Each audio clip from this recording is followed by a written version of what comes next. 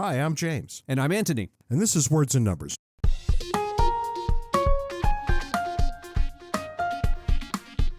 What's new and exciting in your world this weekend? Well, we're lucky that we're recording this because it's taken us about 36 hours to get this bit of the recording done between Zoom not working, your headphones not working, my earbuds not working, our Tascam's not working, and believe it or not, our phone's not working. And don't forget the Comcast technology that sits below every episode. Libsyn, our podcast host, was offline for a few hours on Monday.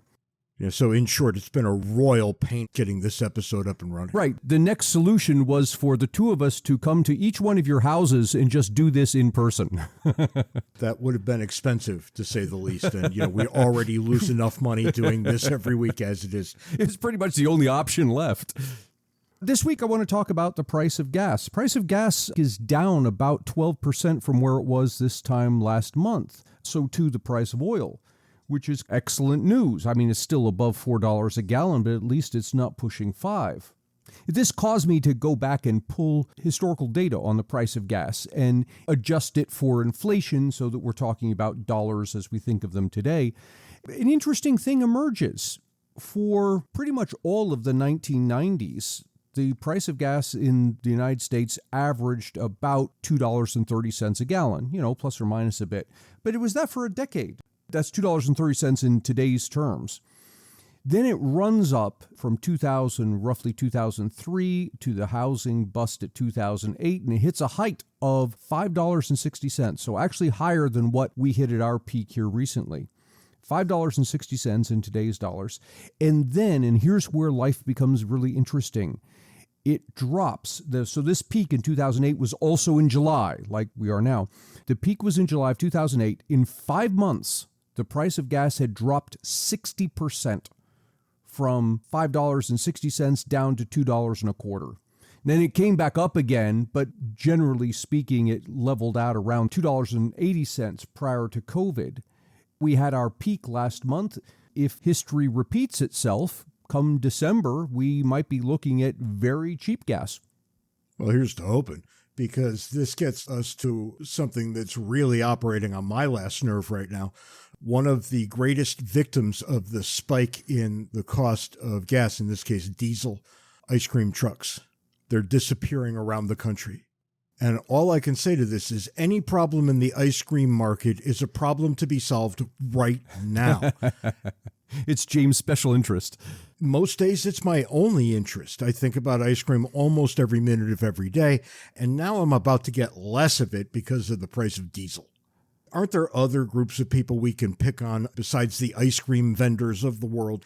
I was thinking about food vendors in general, but food vendors are different. The food trucks park at one place. The ice cream truck's constantly moving around. So I could see how the price of diesel is more important to him. When I was a boy, I remember that song the ice cream truck played as it came through the neighborhood. Right. I was never allowed to have ice cream. Too expensive, my mother said. And I did what every child does. I said, when I get older, I'm having ice cream for dinner every night. And while I don't do that, I would if it didn't attract too much attention.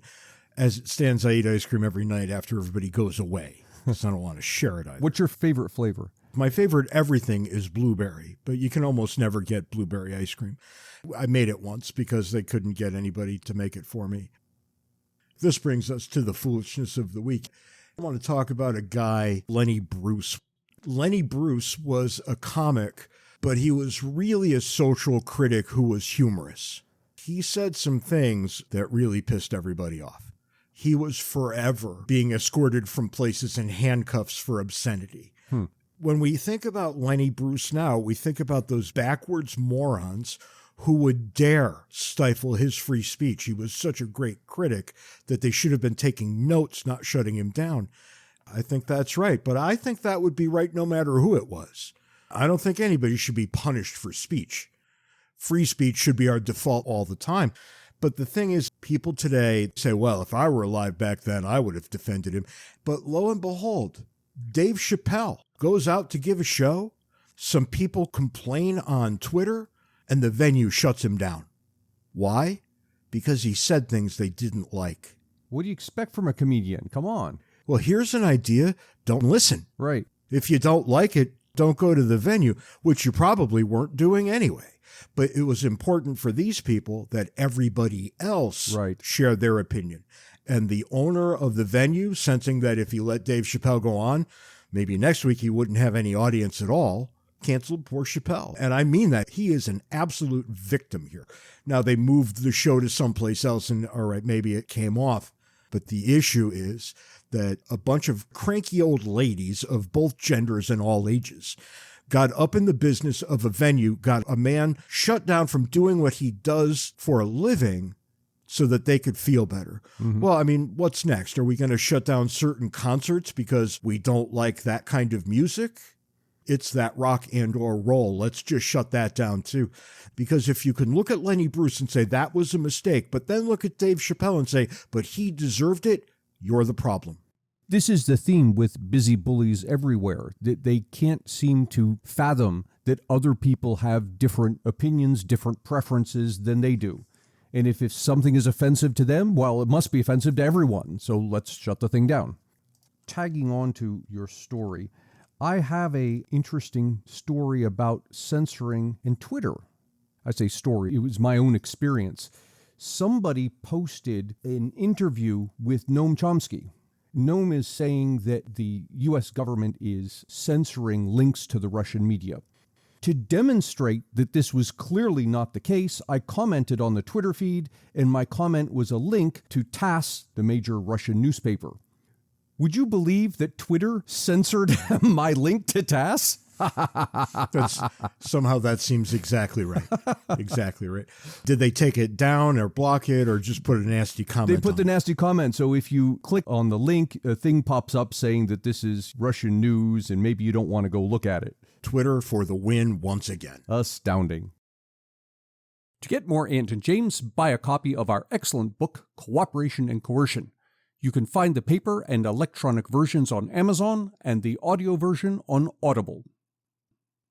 If you'd like to support Words and Numbers, make your way over to patreon.com/wordsandnumbers, where you can contribute to our podcast-making habits. If you'd like to schedule us to come speak at your event, be it corporate or educational, or have James officiate at your wedding, send us an email at wordsandnumberspodcast@gmail.com. There's all kinds of things happening, and none of them seem all that noteworthy. Yeah, it's been a quiet week, oddly.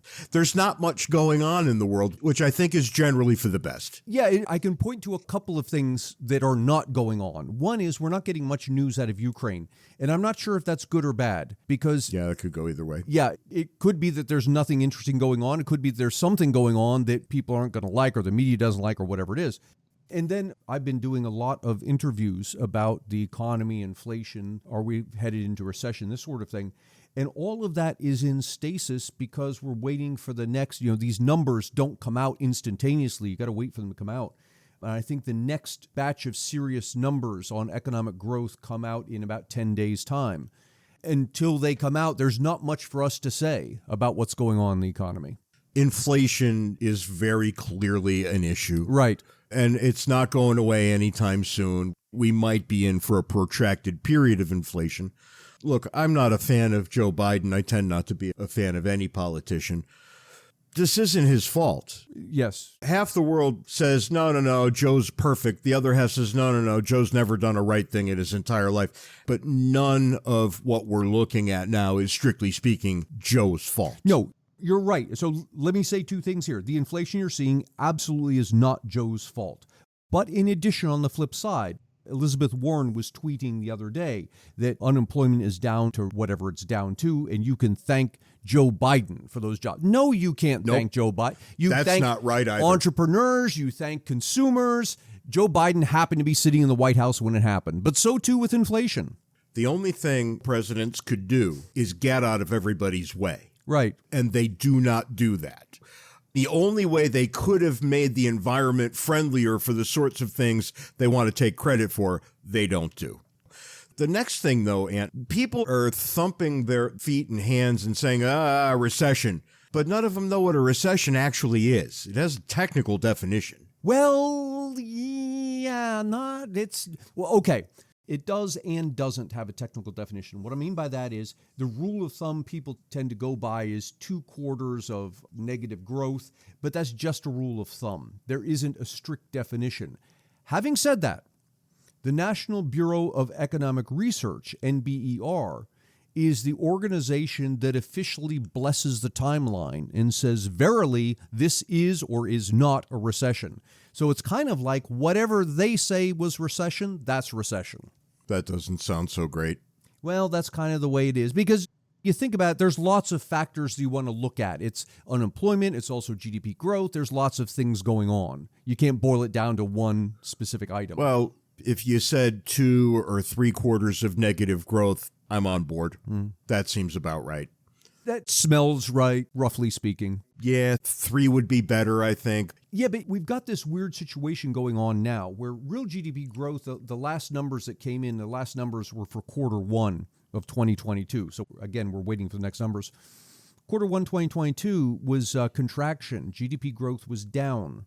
And you point to that and say, look, this is recessionary. Except, on the other hand, James, unemployment right now in the country is at the same level it was prior to COVID.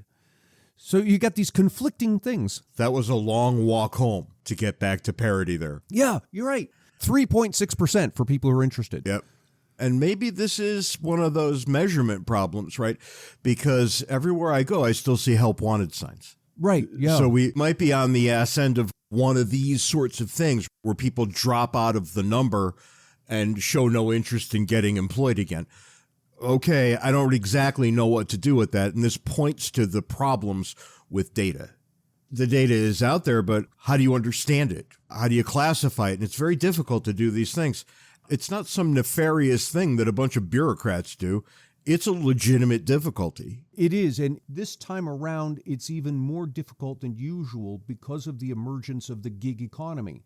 Right. Millions of Americans are obtaining their primary, not secondary, but primary source of income from the gig economy, doing whatever it is, DoorDash or Uber or Airbnb or whatever it is. Yep. Had this discussion with my Uber driver this very morning. Yeah, and here's the weird thing.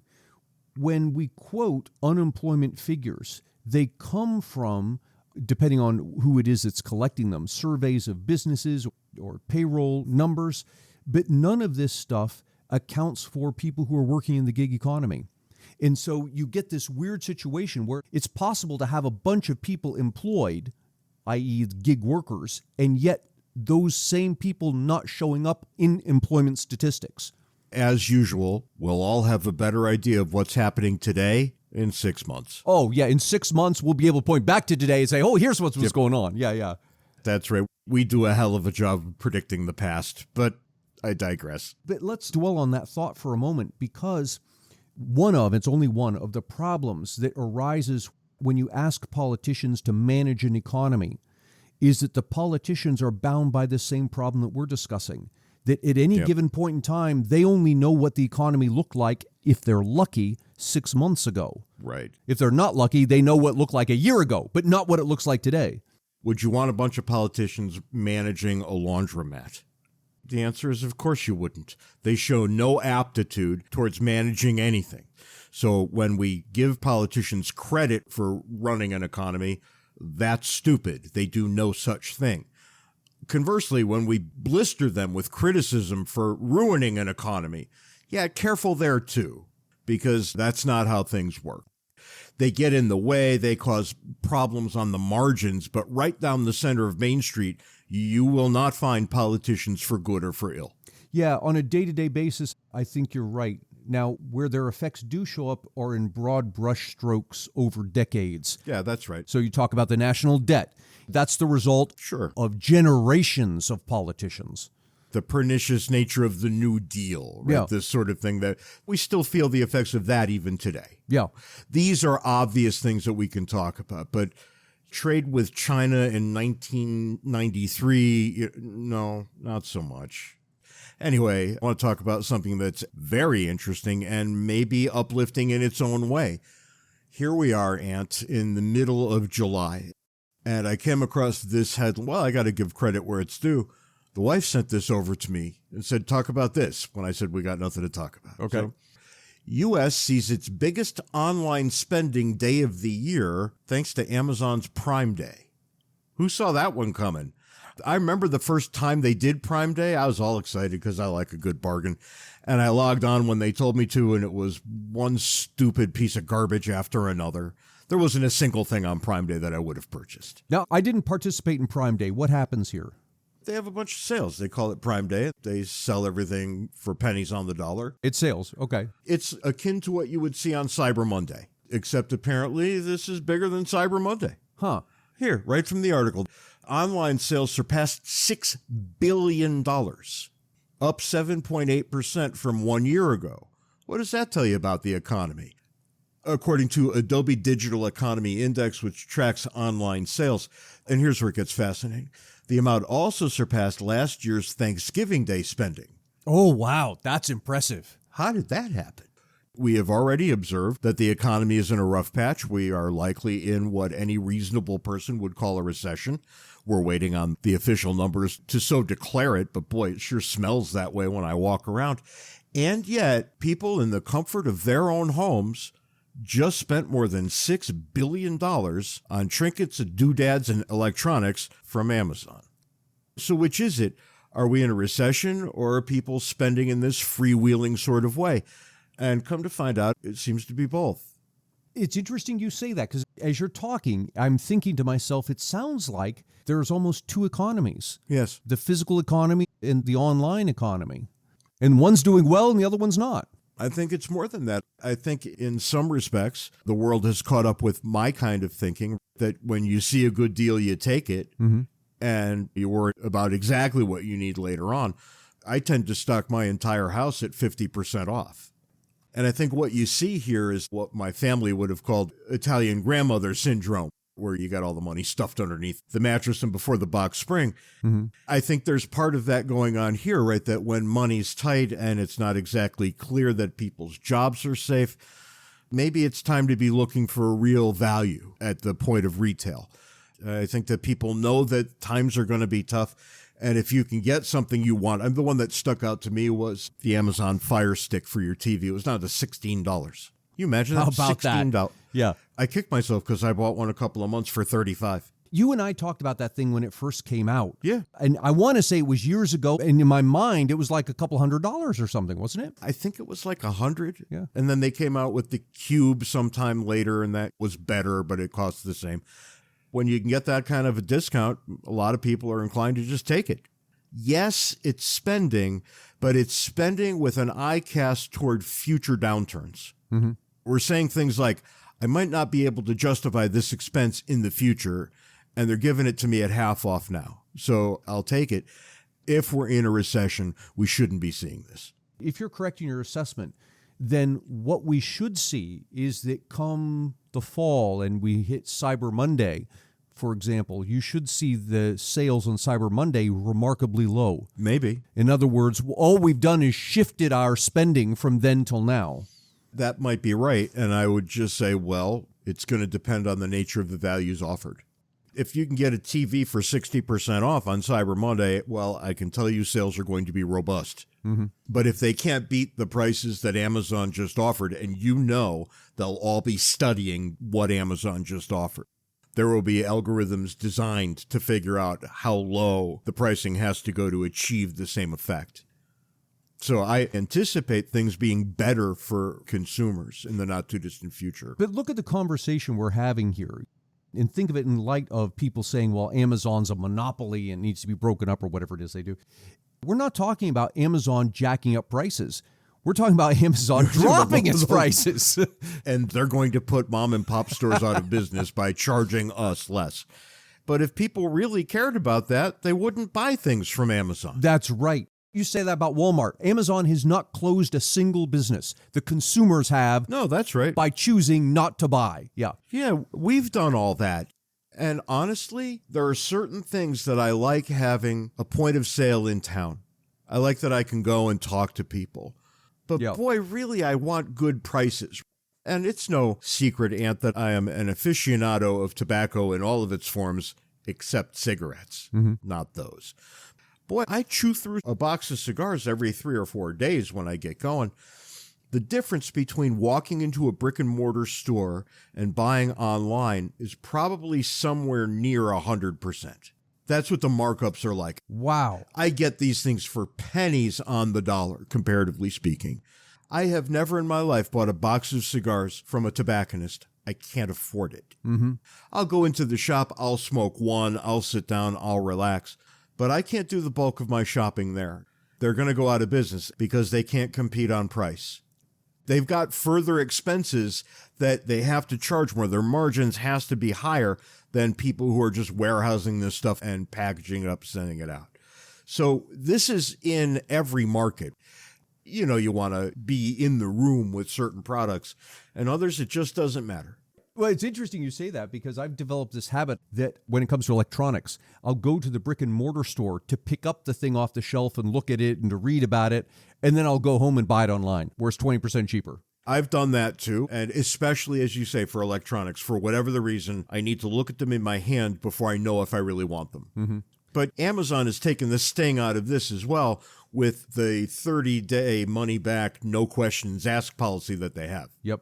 Every now and then I buy something from Amazon, I look at it and I think, you got to be kidding me. And I wander into Kohl's, the department store right up the street, and I don't even have to have it in its original box. I just have to say, send this back to Amazon, will you? You just hand it to them and say, take it. Yeah. That's pretty cool. Yeah. That's nice. Yeah, you print out the email that you get when you initiate the return, but you don't have to have the original packaging and you don't have to have any packaging. And this is a company that I think has matured into understanding how to serve its clientele. I've had a couple of very unfortunate exchanges with people in China. Yeah, same here. And there's no recourse whatsoever. Yep. So now I don't buy things from China anymore. It's too risky. However, the Chinese sellers on Amazon, I'll buy from them all day long because I can return those things, right? And it turns out that a good return policy, it's like a proxy. You ask, what's the return policy? You hear 30 days, no questions asked. And you know in your heart, that's a company that wants to make you very happy. Mm-hmm. Other companies are hoping you come by once. And that's the problem I had with Chinese manufacturers. And see, this fits so beautifully when, again, going back to Amazon as a monopoly, I say to people, look, I don't worry that Amazon is the largest seller. It got that way because consumers said, yes, I like their product. And the minute Amazon stops serving people the way you're describing, they're going to walk away. And that, what we call monopoly status, is not really a monopoly, but what we call monopoly status, consumers will rescind it. And that's what makes me not worry about Amazon. And I've seen cracks in Amazon's armor lately. It's just not as good, I think, as it was a year ago. They'll either address the things that are going wrong or they won't. Or something better will come along, right? That's right. If they don't, something better will come along. That's how Amazon was born in the first place. They were the thing that was better. Yep. So was Walmart. So was Sears once upon a time. And isn't it interesting? There's a human factor involved here, I think, that's important. You get some young, scrappy entrepreneurs together who have some fresh idea and they compete with the big company and they grow and they get more customers. Then they become big. But then I think what happens is they ossify. Yeah, that's right. And I've been thinking about this for a while. I think what goes on is that the company gets big enough that its internal bureaucracy starts to exist for the purpose of the internal bureaucracy rather than for the purpose of the customer. That is exactly right. And the minute that happens, Yep. that company can no longer turn on a dime like the entrepreneur can. Not even close. Yeah. New entrepreneurs will come along and eat its lunch. I remember as a boy, my mother would drag me into this wretched place called Kmart. It was fondly known as Came-Apart, given the high quality of the wares you could buy there. But they had this thing, the blue light special. The blue light special, yeah. This light on a pole that was rolled around the store and it would flash. Yeah. That's right. They had a blue light, like you'd see on top of an ambulance, Right. on a wheeled cart, and they'd wheel it from one section to the other, and they'd make an announcement that the blue light special is now men's shoes, 20% off. And if you happen to be in the store when the blue light special hit, you get to brag to your friends, or, my mother bragged to her friends, that she had made out like a bandit. What we found is that after the novelty of it wore off, it was still Kmart. and crappy quality really wasn't going to work long term. It was enough to get people in, but it wasn't enough to keep competitors out. And before you know it, Kmart gave way to Walmart, and Walmart was just so much better. And people are now rolling their eyes saying those Walmart store brands are not that great, but they're way better than anything you ever got from Kmart. Remember Walmart's, I don't know if it's still their tagline, but their tagline back in the day as they were competing against Kmart, their tagline was everyday low prices. Yeah. And that was in contrast to the blue light special. Yep. They're saying that everything in effect is a blue light special all the time. And on the grocery side, what did they do? They said, well, why would you need a card to get our best price? We don't have cards here. Just go buy what you want. Of course, Walmart took a bunch of body blows from Amazon. Walmart's not doing nearly as well as they could if there were no Amazon in our lives. Look at what Walmart did. It started to adopt some of Amazon's model. You could order online. It would go to this kiosk. You go and pick up whatever it is that you bought. They were working with their own goofy version of Prime, which wasn't really anything that was all that impressive. Matter of fact, I wonder if they still even do it. Yeah, I don't know. And notice that I'm not sure if they do it, which is probably a bad sign. I know exactly what Amazon is doing with Prime. Look, I buy stuff from Amazon. I never think about the shipping cost. Why? Because it's included in the price. What's happening here is that it's unclear what the right answer is. What is it that consumers want? Yeah. And so entrepreneurs, they try different things. You try the blue light special. You try the everyday low prices. You try the online, whatever it is. Entrepreneurs are throwing ideas in front of consumers, and consumers are going to pick. The thing that works, that will rise to the top, that will persist. The other things will fall by the wayside until somebody else comes along with a better idea. I kind of put my foot down around here. I didn't want Amazon Prime. I thought that it was frivolous. And I resisted as well for a long time, yeah. And look, why would I pay for free shipping when I can get free shipping if I just charge $25 worth into the order? I would let things pile up. But it was when they went to video on demand. Yep, same thing here. I thought, well, okay, sold. I did not want Prime, and now I can't live without Prime. Yep. Netflix seems not to be doing all that well lately. Their offerings are just somehow not as fresh as they once were. We're in a boutique situation. We can get our television content from any number of different places, and we all just go right out and do that. We pick the ones we want. We let the rest of them drop, and isn't that wonderful? And Netflix is a good example of what we were just talking about. 20 years ago, it was the upstart. That's where you went because Blockbuster, which was the monopoly, you had to go to the Blockbuster store. People forget that Netflix mailed things to you. Yeah, and that was the cool thing. I don't have to go to a store. They could come up with innovative ideas quickly where Blockbuster had become kind of a dinosaur. It's slow to move. Now Netflix is the one that's become a dinosaur and slow to move. And this is just the way these things go. Apparently, they spent far too much money on a couple of real losers as far as the TV shows that they sponsor. And I think there's a political undercurrent here where they got stuck, I think, with their pants down as they made some woke content that turns out the woke people are a very small portion of the audience. Who would have thought such a thing, that the ones who jump up and down and yell the loudest might not actually be your audience anyway? But this has been demonstrated to them now, and what happens next is their business. Will I keep paying for it? Well, I don't know.